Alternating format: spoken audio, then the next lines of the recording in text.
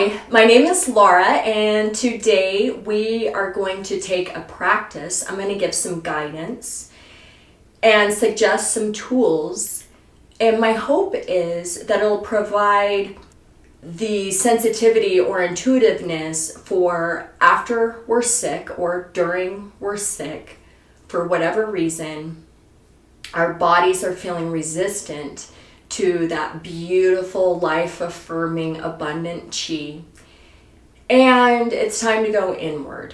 When I get sick, I get into fear mode and start terrifying my body and questioning, how sick I'm gonna get, how many days it's gonna take away.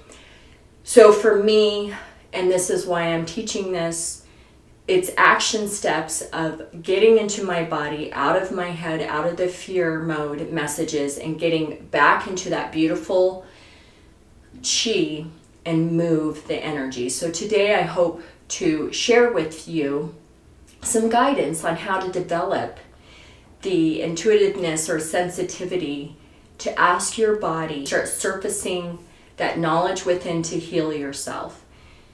So the first step is I do commit to getting down on the ground and moving in my body and seeing what is resistant, what feels good. So I know the facts. Perhaps it's holiday stress of hosting families, of wanting to have a good time, expectations.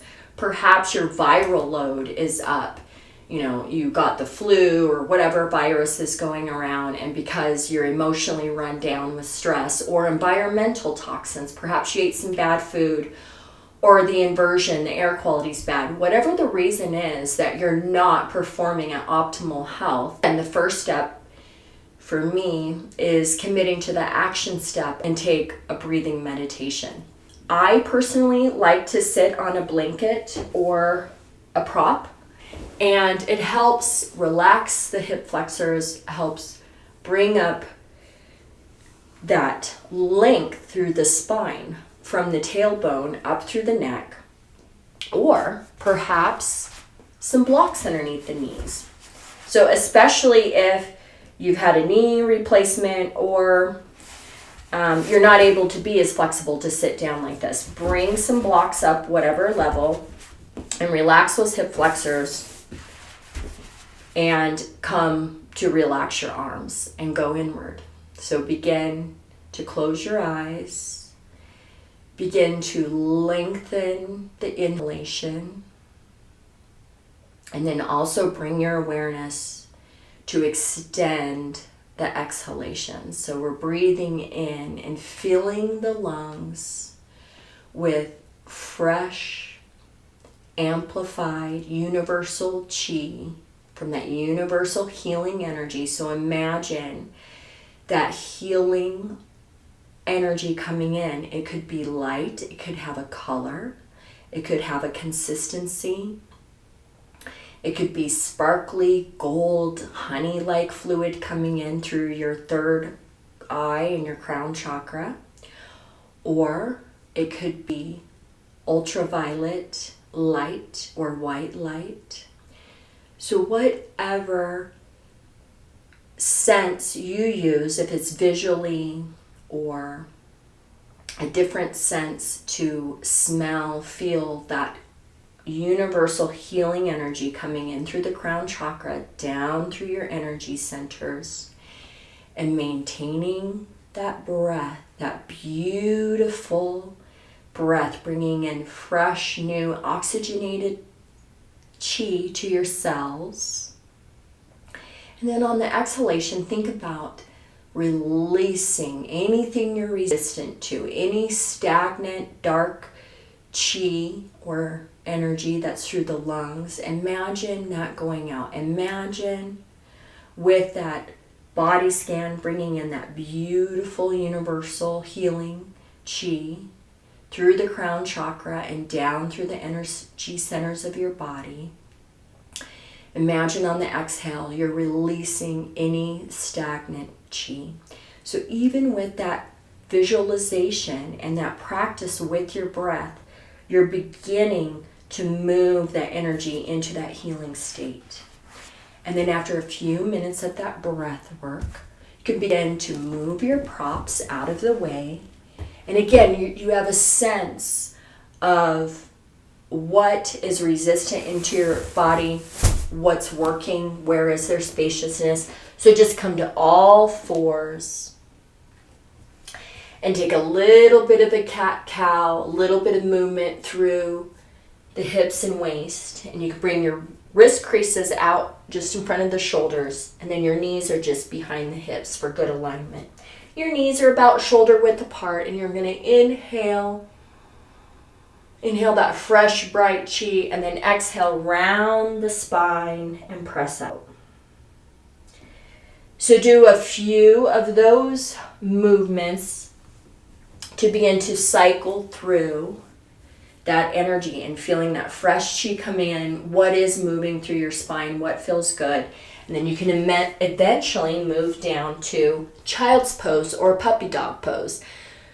So puppy dog pose is a good alternative for those who maybe have had knee replacements, hips, or if you're just not able to press your buttocks back to your heels in through the knees, you can take puppy dog pose. So we're hinging, bringing our arms out just like a puppy dog would before a walk, and stretching, but not lowering the buttocks to the heels. So taking a nice stretch, lowering the forehead to the mat,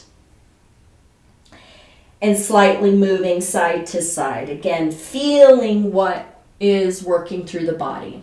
If you're going to take child's pose, go ahead and lower the buttocks to your heels. And you can move your hands to the right and the left side corners of the mat to really stretch through each side body with big, bright breath. Imagine again all of that oxygen flooding your organs and cycling that breath through your organs so that it comes out and expels any toxins through the breath after it's filtered through the organs and coming out of the body. And it'll either release toxins as you're breathing now or later on. So those few movements, doing some breath work, sitting, imagining, bringing in that fresh, oxygenated, healing, universal chi. And then on the out breath, imagining and giving permission to move that energy. Anything that needs to drain through the head, the sinuses, any toxins or residual energy left in the lungs. I promise these practices physically with the mind body will move and accelerate that healing. It's like putting arnica on a bruise. You know how it at least heals it by half the time, if not more. So tapping into this universal energy and the vibration and raising your frequency with the action steps of the breath, of moving that energy, should be able to help loosen what's resistant, or be able to give you the guidance to get to the questions of how can I heal my body? What does it look like for me to expand my energy? So you can ask those questions or simply get into your body, into the breath, drop out of the mind, and start to move that energy into optimal health. And then I promise you, it should cut everything down by half, if not more. We're allowing and giving that permission of resistance. And we're asking, what was it we were resistant to? You know, we might know the answers, but giving your body permission to move.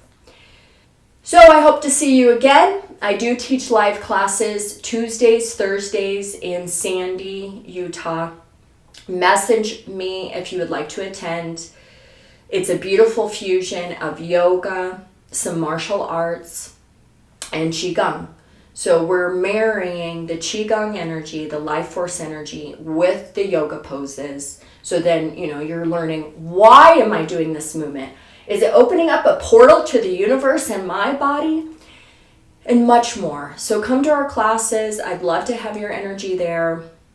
and share the gifts that I have, and I'd love to have your gifts in class as well. Namaste.